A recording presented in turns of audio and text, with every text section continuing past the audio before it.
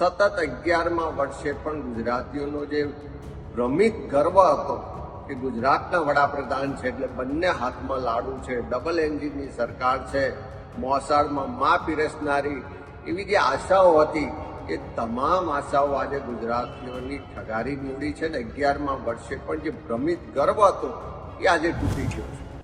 આજે દેશની પાર્લામેન્ટમાં વર્ષ 2025 માટેનું બજેટ રજૂ કરવામાં આવ્યું ત્યારે નાણામંત્રી નિર્મલા સીતારમણજી જ્યારે બજેટ રજૂ કરતા હતા ત્યારે ગુજરાતના લોકોને આશા હતી કે ગુજરાતને કંઈક ખાસ મળશે, ગુજરાતીઓને ફાયદાવાળું બજેટ હશે. પણ સતત 11મા વર્ષે પણ ગુજરાતીઓનો જે ભ્રમિત ગર્વ હતો કે ગુજરાતના વડાપ્રધાન છે એટલે બંને હાથમાં લાડુ છે, ડબલ એન્જિનની સરકાર છે, મોસાળમાં મા પીરસનારી, એવી જે આશાઓ હતી એ તમામ આશાઓ આજે ગુજરાતીઓની ઠગારી નીવડી છે ને 11મા વર્ષે પણ જે ભ્રમિત ગર્વ હતો એ આજે તૂટી ગયો છે. કારણ કે 65 પાનાના બજેટ પ્રવચનમાં ગુજરાતનો એક વખત પણ ઉલ્લેખ કરવામાં નથી આવ્યો. અને બીજી બાજુ જે સત્તા મેળવી છે, સત્તા ટકાવી છે, એના માટે બિહારને છૂટા હાથે લાગણી કરવામાં આવી અને ગુજરાતીઓને નિરાશ થવું પડ્યું આ બજેટ છે. આ બજેટમાં બેરોજગારી ઘટાડવા માટે, મોંઘવારી ઘટાડવા માટે, ખેડૂતોની આવક બમણી કરવા માટે, ખેડૂતોનું દેવા માફી માટે કોઈ પણ નક્કર વાત કરવામાં નથી આવી. એટલે આ બજેટથી દેશના યુવાનો, દેશની ગૃહિણીઓ, દેશના ખેડૂત વર્ગના લોકો નિરાશ થયા છે.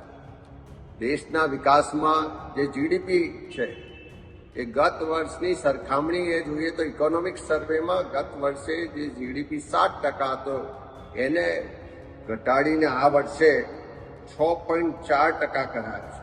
એનો સ્પષ્ટ મતલબ છે કે દેશની સ્થિતિ, આર્થિક સ્થિતિ દિવસે દિવસે નબળી થતી જાય છે.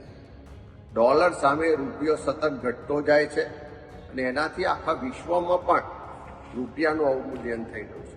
જે રીતે શિક્ષણની વાત કરીએ તો જીડીપીના જે દર છે એના પ્રમાણમાં જે બજેટમાં શિક્ષણ માટે પૈસા ફાળવવામાં આવ્યા છે 0.64% ફાળવવામાં આવ્યા છે. શિક્ષણ નીતિ જોવા જઈએ તો જીડીપીના 2% કેન્દ્ર સરકાર ફાળવે ને 4% રાજ્યો ખર્ચ કરે એ શિક્ષણ નીતિ કહે છે. પણ અહીંયા જોઈએ તો કેન્દ્ર સરકારે 2%ને બદલે ફક્ત 0.64% ફાળવ્યા. એટલે શિક્ષણ સુધારવા માટેના પ્રયત્નો પણ આ બજેટમાં દેખાઈ રહ્યા નથી. એ જ રીતે ઇન્કમ ટેક્સમાં રાહતની વાત કરી છે. ઇન્કમ ટેક્સમાં રાહત આપી સારી બાબત છે, પણ ઇન્કમ ટેક્સની રાહતનો ફાયદો કેટલા લોકોને મળશે? તો દેશની કુલ જનતાના ફક્ત 4% જેટલા લોકોને જ આનો ફાયદો મળવાનો. એની સામે જો તમે જીએસટીના દરોમાં રાહત આપી હોત, એના સ્લેબોમાં રાહત આપી હોત તો દેશના મોટા સમૂહને ફાયદો થયો હોત. એક બાજુ startup India, standup India, skill India એવી ખૂબ યોજનાઓ ને ભાષણોને સ્વપ્ન બતાવ્યા.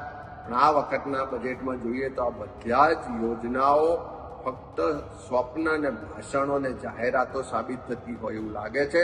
એટલે આ બજેટ ઓવરઓલ જોઈએ તો ફક્ત જાહેરાતોનું બજેટ છે, ફક્ત પોતાના રાજકીય એજન્ડાઓ પાર પાડવા માટેનું બજેટ છે, શબ્દોની માયા જાળવાનું બજેટ છે. અને આ બજેટથી દેશના યુવાનોને, દેશની ગૃહિણીઓને, દેશના ખેડૂતો નિરાશ થયા છે અને ફક્ત જાહેરાતો વાળું બજેટ હોય એવું સ્પષ્ટ રીતે લાગી રહ્યું છે.